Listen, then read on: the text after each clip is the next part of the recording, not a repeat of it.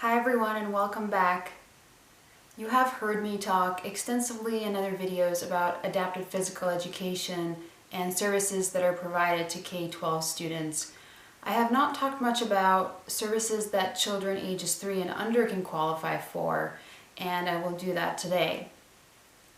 I also want to say more about transitional services for high school students that are graduating and moving on, what support they can receive, as well as organizations that promote physical activity post-high school.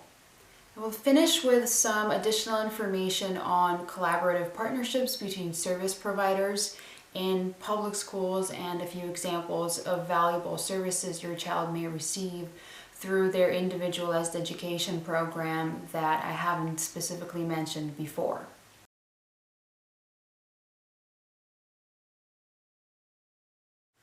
Between ages 0 and 3, your child may qualify for early intervention services if they are developmentally delayed or have a disability.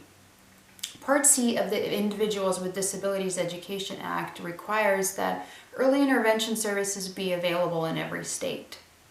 Similar to an individualized education program or IEP, the purpose of early intervention is to assist babies and toddlers in meeting important milestones in their overall development. Specifically, physical and cognitive development, communication, social and emotional development, as well as self-help skills. In order to qualify for early intervention, your baby or toddler will need to be evaluated with your permission to confirm that a disability or developmental delay is present and a need for services exists. This can be done at a pediatrician's office. If a baby is born premature or with a specific condition, the parents may be given a referral at the hospital to a local early intervention location. A referral is not required, however, and a parent can request one to be administered free of charge at any time. Conditions such as chromosomal abnormalities, congenital disorders or infections, sensory impairments, disorders from exposure to toxic substances, and others that have a high probability of leading to a developmental delay may mean automatic eligibility for services. If you would like to see an outline of developmental milestones, I have attached a link for you to look at in the description of this video. Since the evaluation process and definitions of developmental delays may vary by state, I recommend contacting your local early intervention office to find out more. You can use the link to the Early Childhood Technical Assistance Center below for information on how to locate a program in your area. Just like K-12 students receive an individualized education program, your baby or toddler, once qualified, will receive an Individualized Family Service Plan, or IFSP. The family plays a big part in the successful development of the child, so the plan is designed to address the needs of the family as a whole, as well as the child. The experts on the IFSP team will devise a plan and a list of appropriate services for your child depending on their individual needs, some of which may include assistive technology, hearing services, language services, counseling and training for the family, medical, nursing services, and others on this list. The IFSP should include a description of the evaluation outcomes and the child's needs, information about the family such as their concerns, priorities, and resources, short and or long-term goals for the child, specific services the child will be receiving, when, where, for how long, and by whom each service will be provided, who will pay for said services, and what steps a family should take once it is time to transition out of early intervention into another program. The steps discussed so far should be completed 45 days after the initial referral or request for an evaluation. The IFSP will be reviewed every 6 months and updated at least once per year to suit the child's changing needs as he or she grows.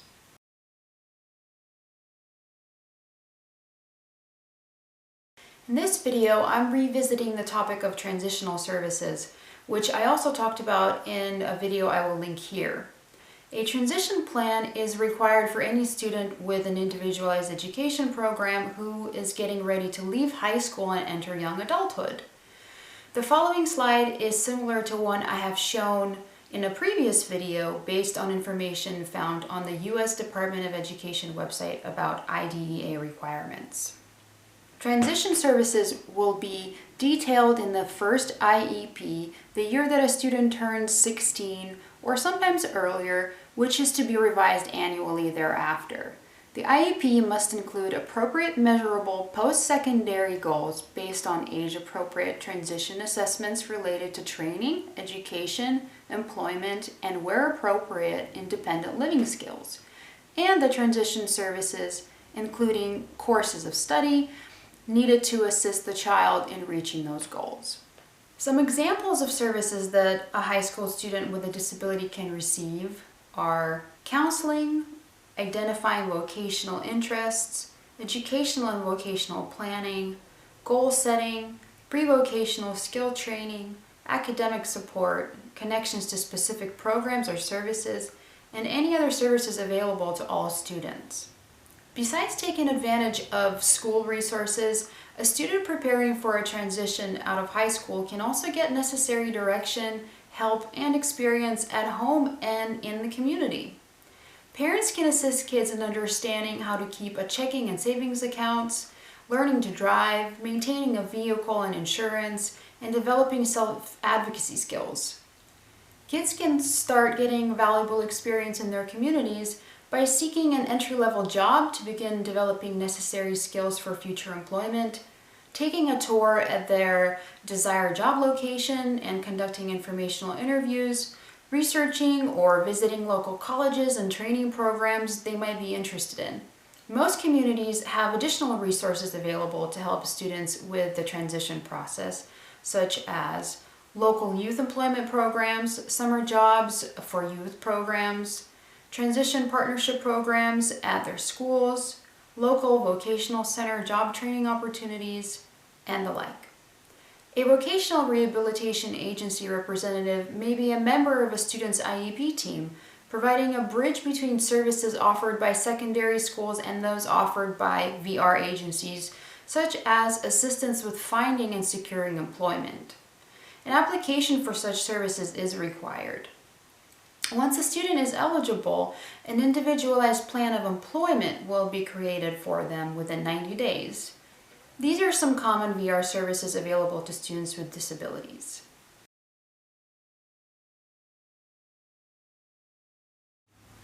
Reference number 7, which I provided in the description, is a PDF from the U.S. Department of Education, which provides a wealth of information regarding transition services and resources. The National Collaborative on Workforce and Disability, for which there is a link below also, assists state and local workforce development systems to better serve all youth, and is another great resource for what I've been discussing here. Something we don't want to leave out is physical activity. As the child transitions out of high school, they will still ideally need to be getting enough physical activity to meet the Department of Health and Human Services guidelines. Luckily, there are nationwide and local organizations and programs dedicated to providing opportunities for people of all ages with disabilities to be physically active. Some of these organizations are I Can Do It, You Can Do It, National Center on Health, Physical Activity and Disability, YMCA, and Special Olympics. See link number 10 for more information. Other resources to consider within your communities are camps for young adults with disabilities, local programs such as Challenge Oregon Adaptive Ski Program, local gyms, colleges and university sports programs, local parks and recreation offerings. You can see link number 11 for more ideas.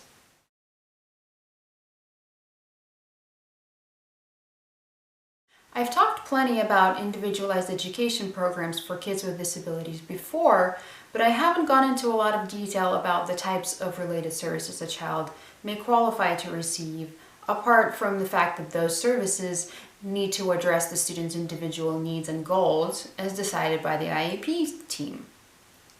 Not all the services will be associated with class instruction. So let's look at what some of them could be. These services are available to students with IEPs and 504 plans and should be considered for your child depending on their unique needs. See link number 12 for differences between an IEP and a 504 plan.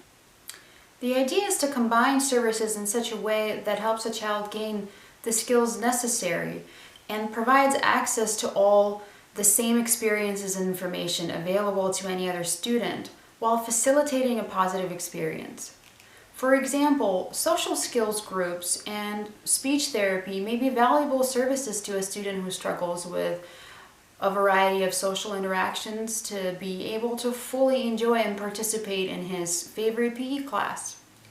These supportive services exist to address a variety of concerns parents may have about their children and their differing abilities. It will be the IEP team's responsibility to select the best combination of related services for each qualifying student that will help him or her achieve the goals and objectives defined within the student's plan. That's it for this video. Again, I hope that the information here was helpful. Don't hesitate to reach out with questions and definitely see the references for more on topics discussed here today. And I hope to see you next time. Thank you for watching.